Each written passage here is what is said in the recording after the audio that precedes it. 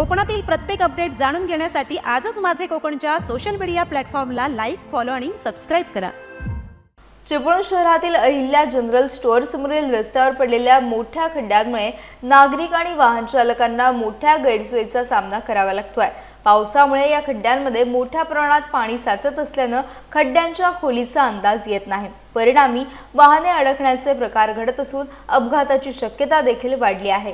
या समस्येबाबत नागरिकांनी वारंवार चिपळूण नगर परिषदेच्या बांधकाम विभागातील संबंधित अधिकाऱ्यांकडे तसेच सातपुते यांच्याकडे पाठपुरावा केला असल्याचा दावा केलाय।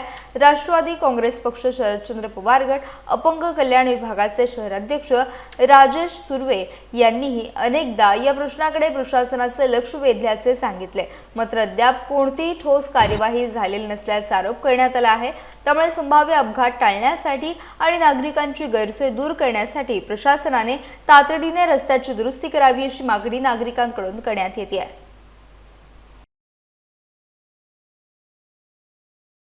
शासनाने या गोष्टींकडे लक्ष देणं गरजेचं आहे की नाही बघा। केवढ्या मोठ्या प्रमाणात खड्डे पडलेले आहेत। ते शाळेच्या समोर जिथून शाळेत जाई मुलं करतायत त्यांना किती त्रास होतोय, वाहनांना त्रास होतोय, छोट्या गाड्यांना तर केवढा होतोय। ज्यावेळेला पाऊस येतो त्यावेळेला हे खड्डे भरलेले असतात।